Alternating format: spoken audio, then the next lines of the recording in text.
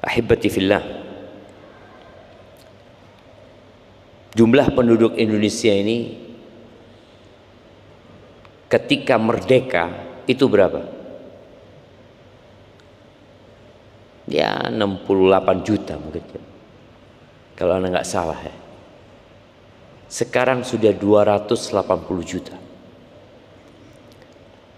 Artinya dalam kurun waktu nggak sampai 100 tahun, penambahan penduduk itu luar biasa. Dan sebagaimana Allah firmankan ya, wa min ayatihi an khalaqakum min turab thumma idza antum basyarun tantashirun. Di antara tanda-tanda kebesaran Allah, Allah menciptakan kalian dari tanah. Tiba-tiba kalian bertebaran di muka bumi ini. Allah juga berfirman, ya ayyuhan nasu taqu rabbakumul ladzi khalaqakum min nafsin wahidah wa khalaqa minha zawjaha wa batha minhuma rijalan katsiran wa nisaa. Kata Allah, bertakwalah kalian wahai umat manusia yang telah menciptakan kalian dari satu jiwa. Satu. Jumlah penduduk bumi berapa sekarang?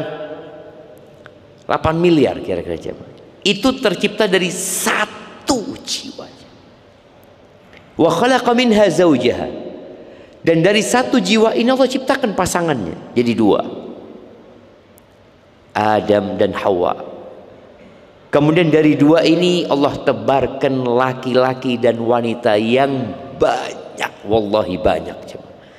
8 miliar manusia itu kalau dikumpulkan di Jember ini, antum bisa bayangin ya, berapa penduduk Jember antum?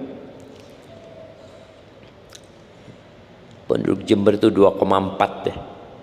Beberapa tahun yang lalu ya. Sekarang kayaknya nambah. Bicara rumah tangga, karena ini muqaddimah, kita akan masuk ke fiqhul usrah lagi.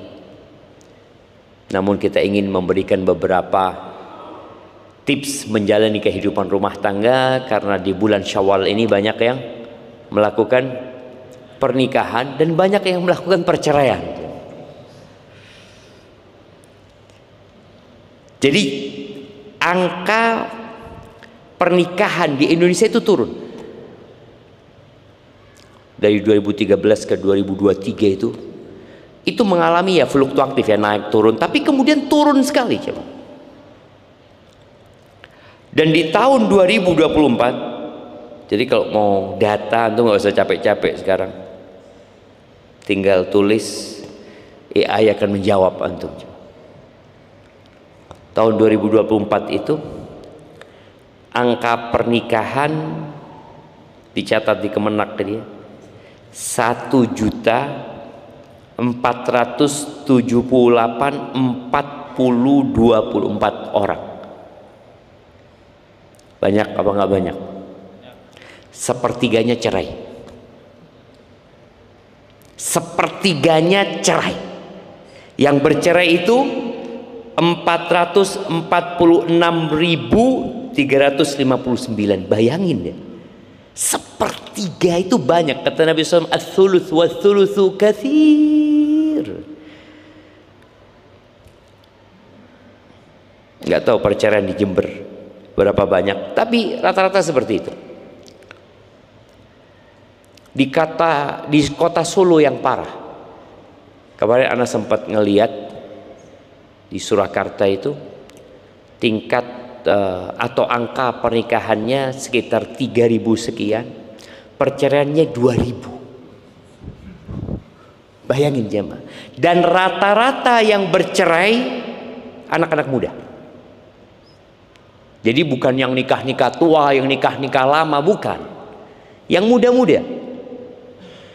Kenapa kita angkat materi ini? Agar kita bisa memahami bahwa pernikahan itu bukan bersenang-senang.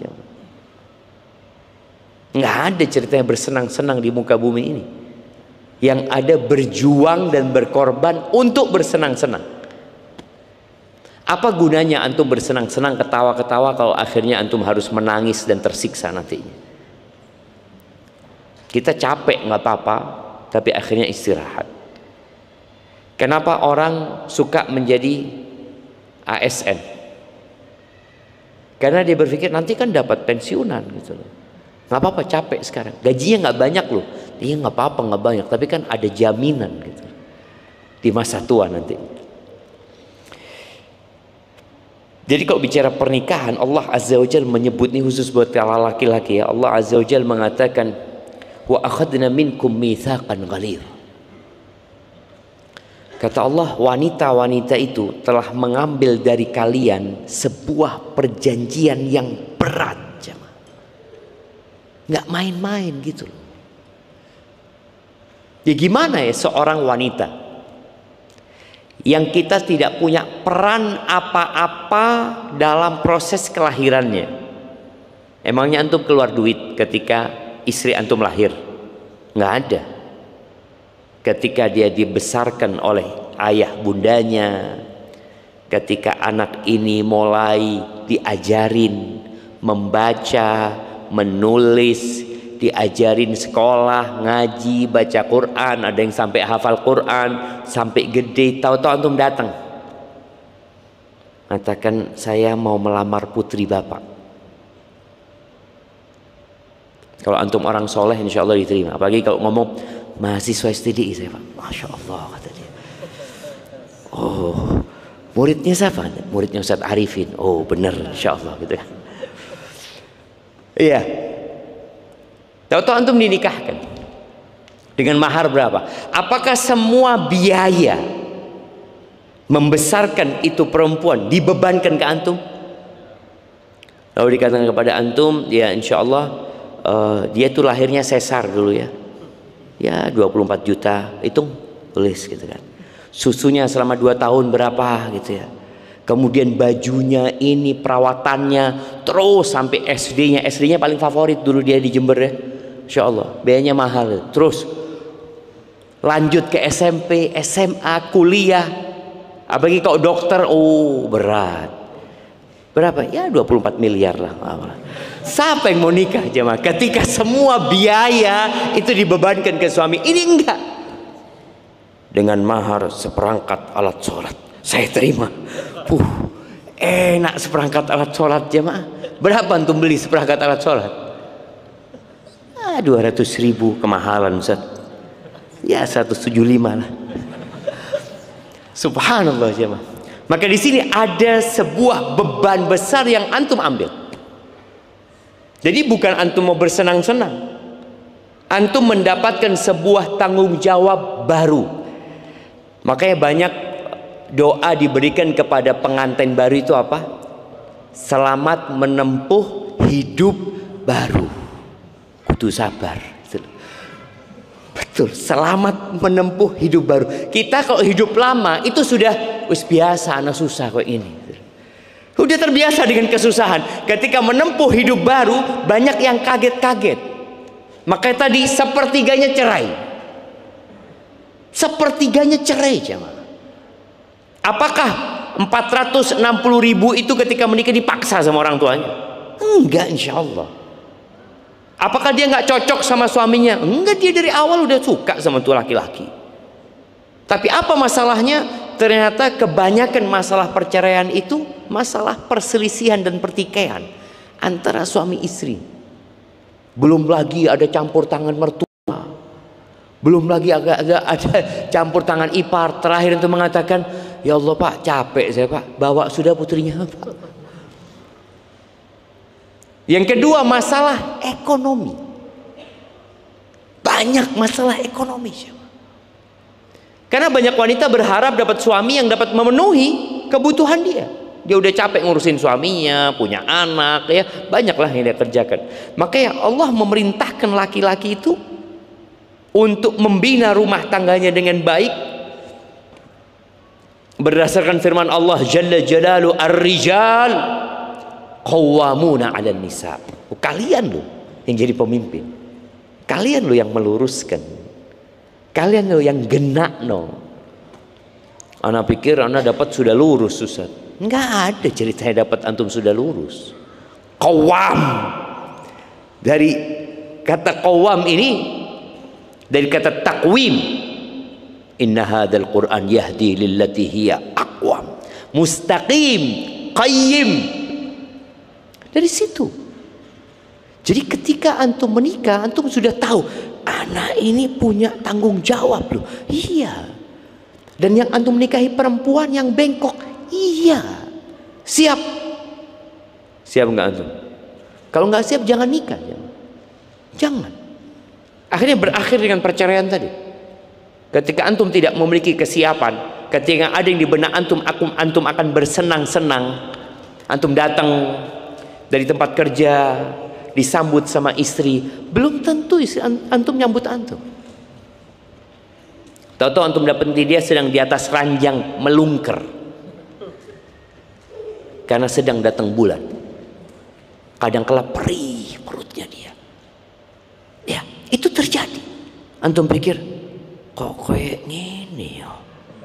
Kalau antum kepingin yang nggak datang bulan, nanti di surga. Iya. Azwajun mutahharah ada fil jannah. Itu cerita di surga. Cerita di dunia enggak.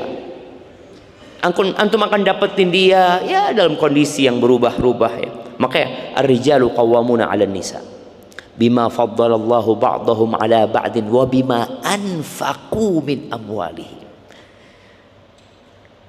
Tuh, dari 460 yang bercerai, banyak di antara mereka masalah ekonomi. Masalah suami yang nggak tanggung jawab. Nih mahasiswa tahu-tahu mau nikah. Enggak, saya mau nikah pokoknya. Nggak kuat saya sudah. Iya, terus mau dikasih makan apa? Cinta dan kasih sayang. Emangnya cinta bisa bikin kenyang? Ya, insya Allah duduk di atas apa? Meja makan ya. Yuk bismillah sayang. Aku sayang sama kamu katanya. Katanya tetap lapar walaupun kau ngomong sayang. Kadang-kadang mereka lupa dengan tanggung jawab itu. Oleh karena itu Nabi SAW tidak menyuruh semuanya menikah. Tidak. Beliau menyuruh menikah yang punya kemampuan. Ya ma'syaras syabab man istata'a minkumul ba'ah falyatazawwaj. Yang punya kemampuan nikah, nggak punya jangan. Terus gimana? Ya puasa. Dari dulu anak puasa Ustaz. Ya sampai mati puasa nggak apa-apa kalau antum nggak mampu memang. Gimana nggak mampu? Ini arahan dari Nabi Muhammad SAW. Maka buat yang mau menikah dan sudah menikah, hendaklah dia senantiasa merenungkan kehidupan ini. Bahwa Allah menciptakan dia bukan untuk bermain-main dan bukan untuk bersenang-senang. Bukan untuk mengikuti syahwat dan nafsu. Tapi untuk mengabdi kepada Allah Azza wa Jalla. Allah Azza wa Jalla di surat Al-Qiyamah, di akhir surat Al-Qiyamah, Allah mengatakan ayahsabul insanu ayyutraka sudah. Apakah manusia mengira kalau dia akan dibiarkan begitu saja tanpa diperintah, tanpa dilarang, dia hidup mengikuti hawa nafsunya? Lalu Allah ingatkan alam yakun nutfatan mim mani yumna. Apa dia lupa? Dia tercipta dari apa gitu loh. Dia tercipta dari air mani. Antum nih yang gede-gede kayak gini sekarang, yang ada rambutnya, yang ada mata, hidung, mulut, bisa berjalan, bisa berlari, antum dari air mani. Antum kalau melihat sekarang ya, bisa dilihat sperma itu seperti apa? Seperti apa jemaah? Kecebong. Antum dari kecebong, antum lihat kecebong. Ana dari ini dulu ya. Betul. Itu membuat antum jadi sadar. Terus ana jadi seperti ini buat apa gitu loh. Allah berikan semua fasilitas kepada ana ya untuk mengabdi kepada Allah Azza wa Jalla. Makanya habis surat Al-Qiyamah itu surat Al-Insan. Surat Al-Insan. Ini ada korelasinya, ditutup dengan tentang manusia yang kadang-kadang lupa dengan dirinya. Kemudian di awal surat Al-Insan Allah mengatakan hal ata 'alal insani hinum minad dahr lam yakun syai'an madhkura. Bukankah telah dilewatin sama manusia ini fase di mana dia nggak bisa disebut? Nggak ada. Syafiq, nggak ada Syafiq dulu. Bapak ana Riza, nggak ada dulu Riza. Mbah ana Hasan, nggak ada dulu yang namanya Hasan. Tahu-tahu ada. Tapi ada fase ketidakadaan kita. Terus Allah katakan inna khalaqnal insana min nutfatin amsyaj. Kata Allah, sesungguhnya kami menciptakan manusia dari air mani yang bercampur.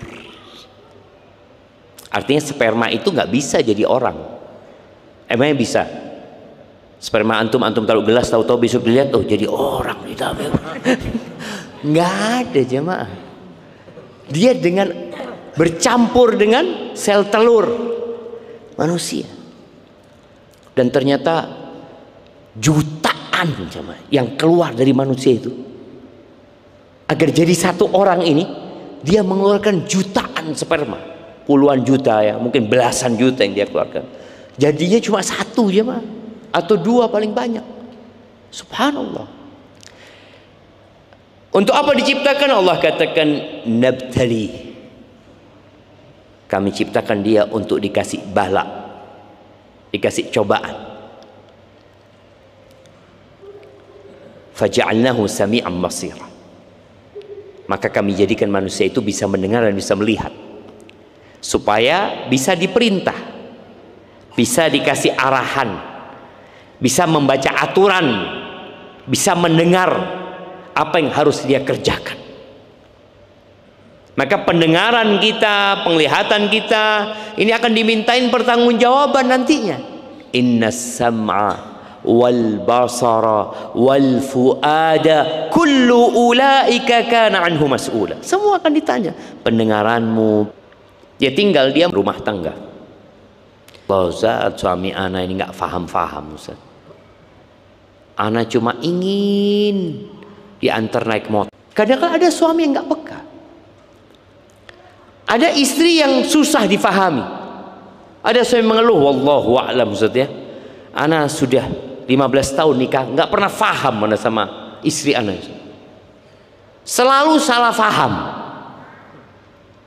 Dia nggak memahami apa maunya istrinya. Ya nanti kita akan bahas. Kenapa perempuan seperti itu? Kenapa laki-laki seperti itu? Apabila seorang perempuan memahami laki-laki dan laki-laki memahami perempuan, selesai urusannya. Kita tuh kalau udah paham maunya, oh maunya istri kayak gitu, istri juga paham, oh maunya suami kayak gitu, selesai. Seperti cerita seorang suami yang istrinya sibuk nyiapin makanan ya, habis siap makan ditaruh di meja makan, suami fadol bang, fadol, masya Allah siapin. Istri berpikir sudah cukup khidmat dia kepada suami. Tahu-tahu istri berangkat nonton TV.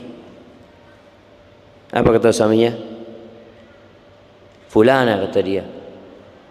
Kata dia. Boh, apa bang kata dia? Mari saya benih kucing kata dia. Saya bukan kucing kata dia. Kasih makan terus ditinggal kata dia. Kan tadi kan dia pikir istrinya anak sudah berkhidmat, anak sudah siapkan makan ini loh. Yang dikasih makan kemudian ditinggal namanya apa? Kucing jemaah. Ini suami ditinggal, istrinya sibuk. Mari saya benih kucing. Ini yang kadang-kala mereka ujian buat sebagian lainnya. Atas birun, sabar nggak kalian? Ujian buat orang kaya. Orang kaya ujian buat orang miskin.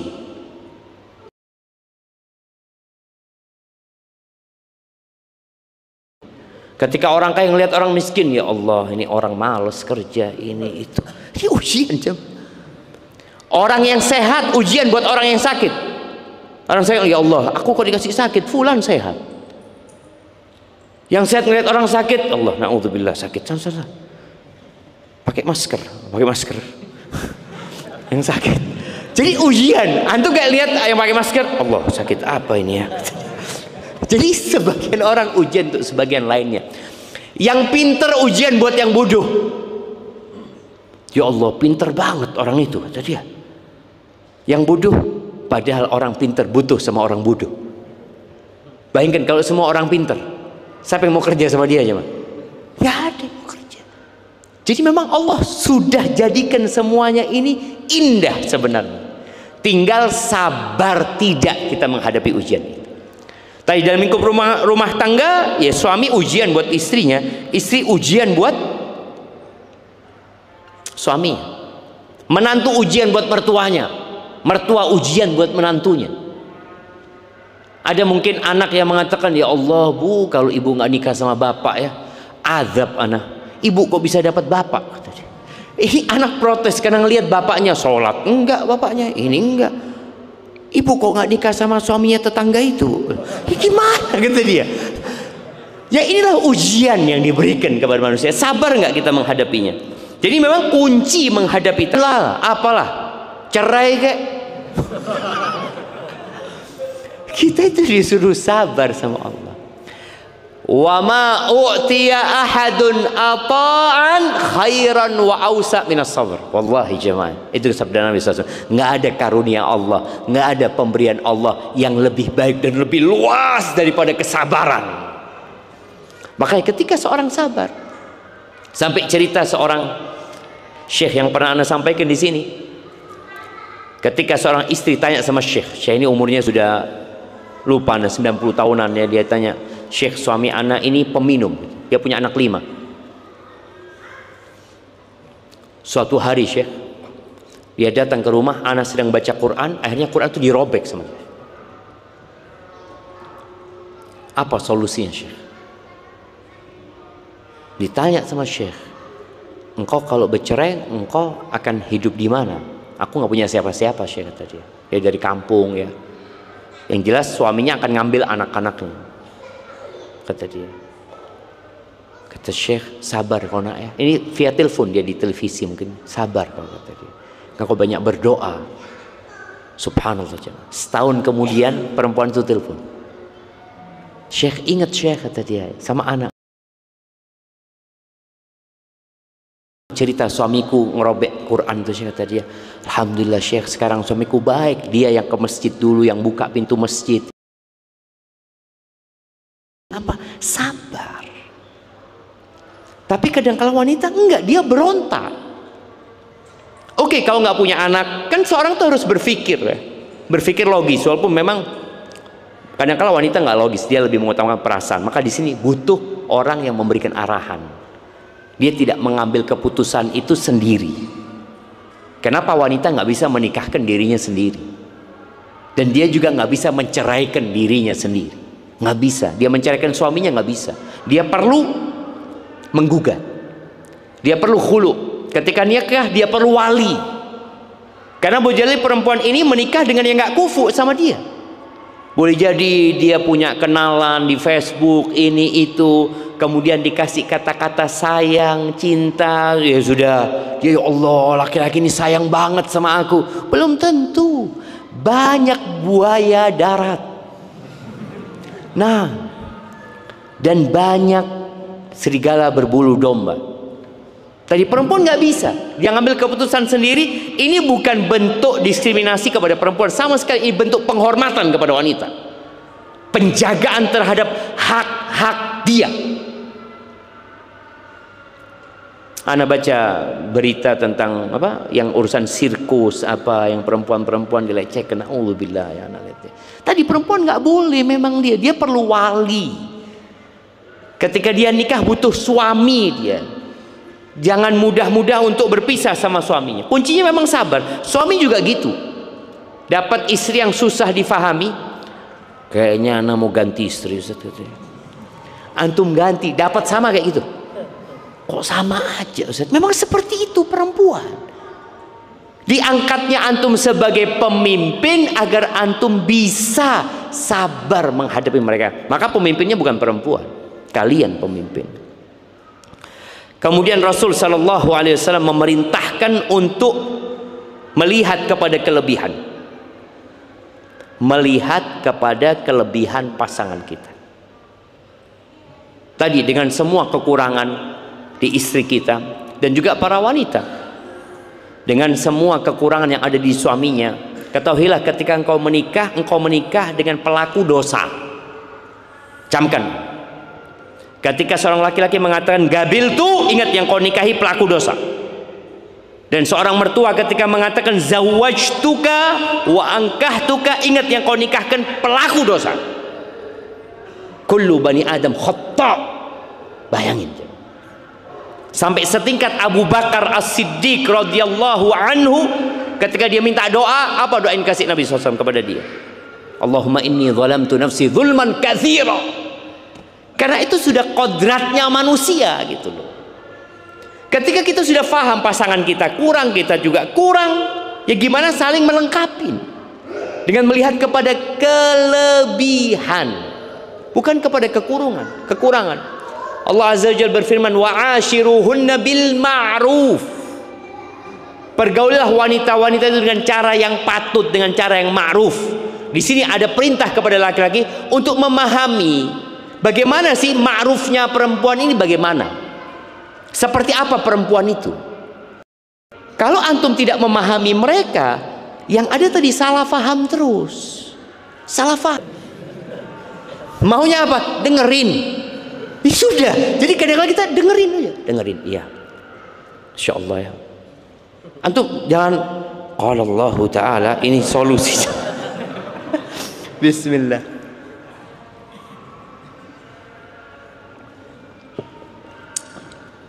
Enggak. Perempuan kadangkala dia hanya ingin cerita. Dan juga sama laki-laki. Perempuan harus memahami laki-laki itu nggak ingin digurui. Nggak ingin digurui. Kadang-kala dia juga cerita ada masalah di tempat kerjanya, mungkin dia akhirnya butuh fulus ini dan itu, kemudian istri tahu-tahu mengeluarkan fulus. Boleh jadi bukan solusi buat dia. Boleh jadi penghinaan buat suami. Enggak, jangan. Aku nggak butuh itu. Maka perlu memang memahami tabiat masing-masing tadi. Wa'ashiruhunna bil ma'ruf. Dengan cara yang ma'ruf, yang sesuai dengan urf juga. Gimana perempuan itu digaulin. Fa in karihtumuhunna. Kalau ternyata dalam pernikahan itu engkau nggak suka sama pasanganmu, apa yang perlu dilakukan? Ceraikan dia? Enggak, tunggu dulu. Allah Azza wa Jalla mengatakan fa'asa an takrahu syai'an wa yaj'alallahu fihi khairan katsira. Boleh jadi yang kalian benci, yang kalian nggak sukai, di situ Allah jadikan kebaikan yang banyak.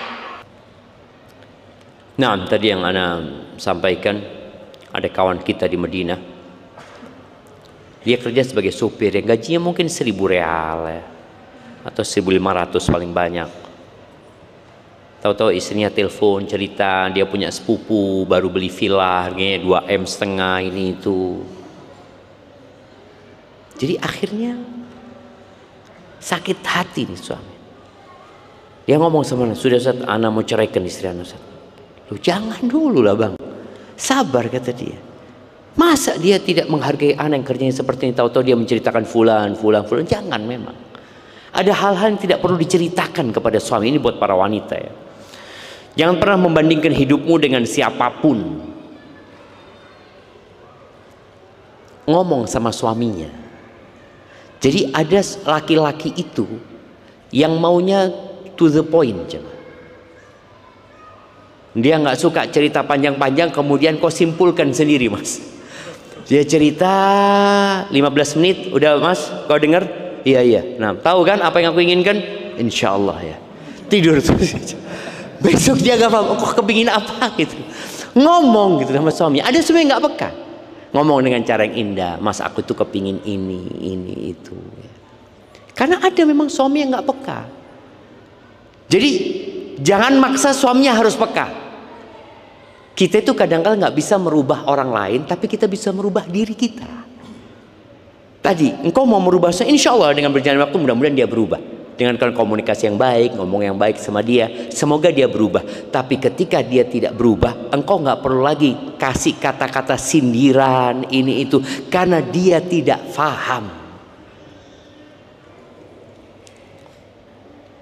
Ada suami yang masya Allah bau badannya itu, pas masuk rumah mesti istrinya cium. Datang suamiku ini, kata dia. Ada loh jemaah. Tahu-tahu istri naruh deodoran ya. Di mana? Di mejanya gitu. Maksudnya istri supaya suaminya pakai gitu kan. Tapi suami nggak dipakai-pakai gitu kan. Nah, suami nggak dipakai-pakai gitu. Ya perlu ngomong sama suaminya.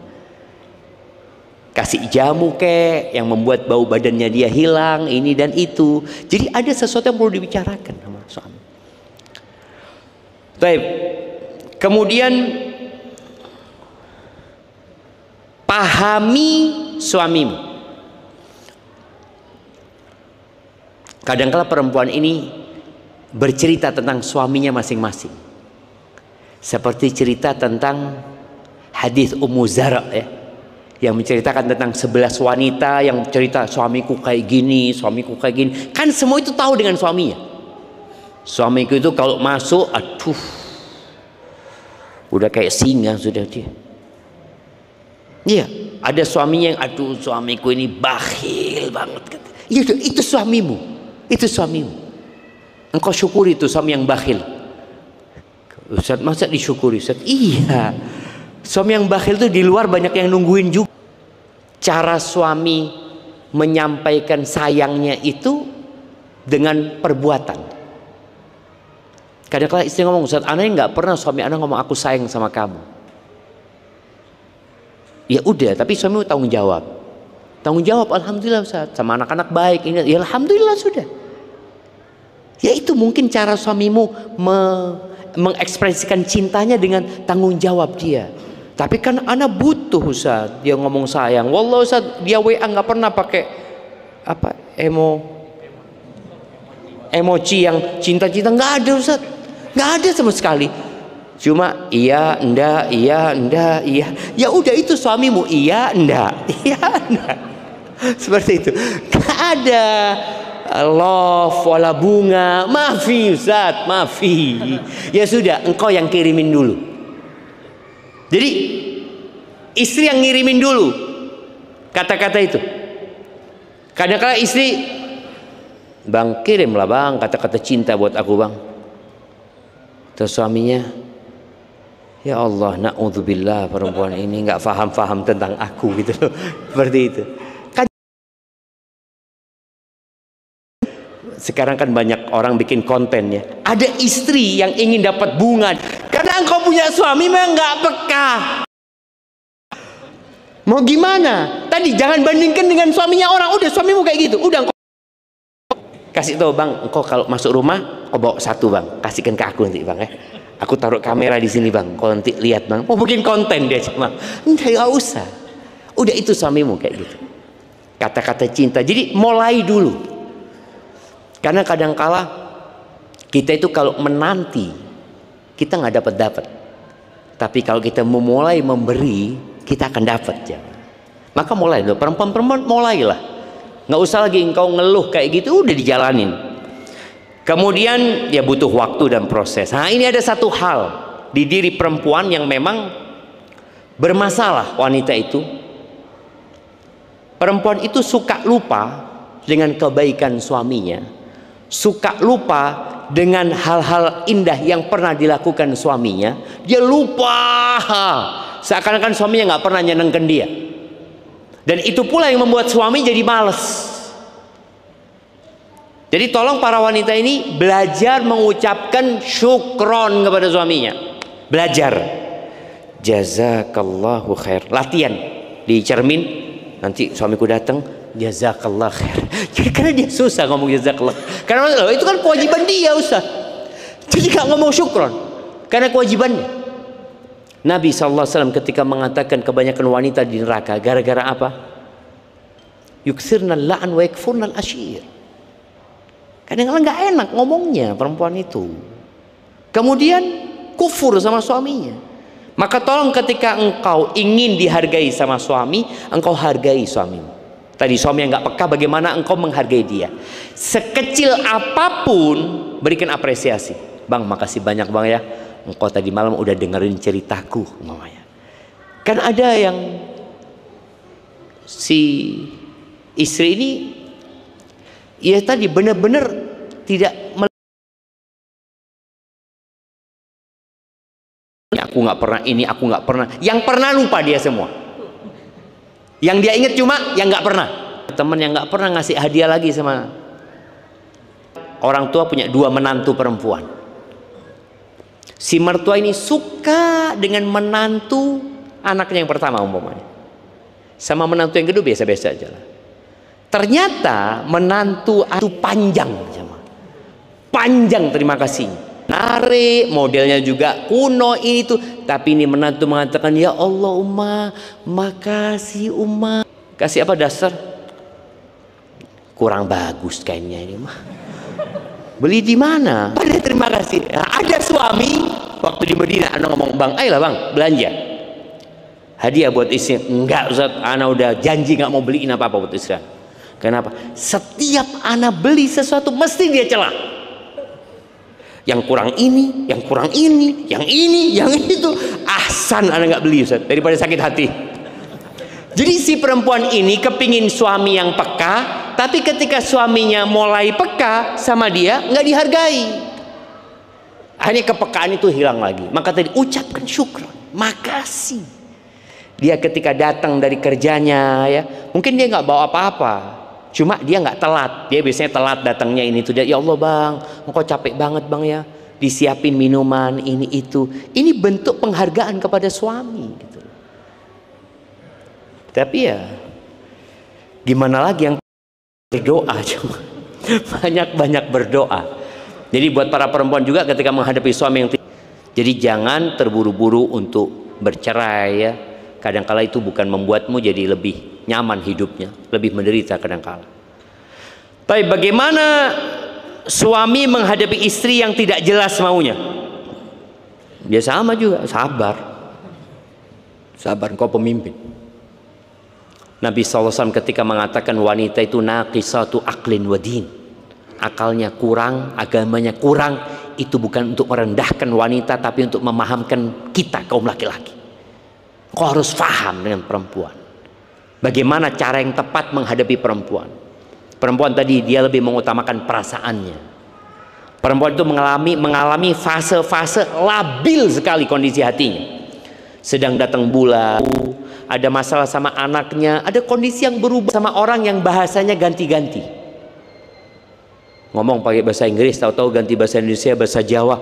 Anak kok nggak sih biaya yang antum keluarkan untuk memberikan pujian kepada istri antum, untuk mengatakan ya Allah engkau itu cantik banget. Wallahi nggak ada perempuan di muka bumi yang lebih cantik dari dirimu. Padahal bohong dia cuma. Ya artinya tetap itu diinginkan, butuh pengakuan perempuan itu. Maka buktinya dia cantik, engkau datang melamar dia, engkau datang meminang dia, engkau mempersiapkan diri untuk menikahi. Dulu kan mandangnya dari jauh gitu ya, dulu mandangnya sesekali, sekarang kan tiap hari memandangnya. Kayaknya kurang cantik istilahnya. Kemudian ya ada hal-hal kecil yang besar buat perempuan ya. Sama ketika anak katakan perempuan tadi, ucapkan terima kasih. Antum juga ucapkan terima kasih kepada perempuan gitu loh. Kalau dia melakukan sesuatu mungkin gitu. Cuma ketika antum makan sarapannya, ya Allah enak kata dia. Dia dengar antum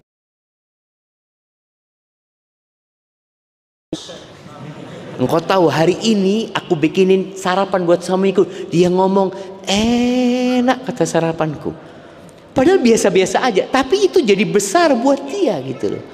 Kemudian ada satu konten video ya, yang ini Anda juga ambil pelajaran ya. Ada seorang suami, istrinya baru dari salon. Dia telepon salonnya itu sebelum istrinya pulang. Dia tanya, Afan, Anda mau tanya, istri Anda ngapain aja di salon kata dia. Oh ini dia cat rambutnya ya, ini ya yang rambut yang apa? Yang bercabang-cabang itu dipotong ya. Kemudian kukunya di apa namanya?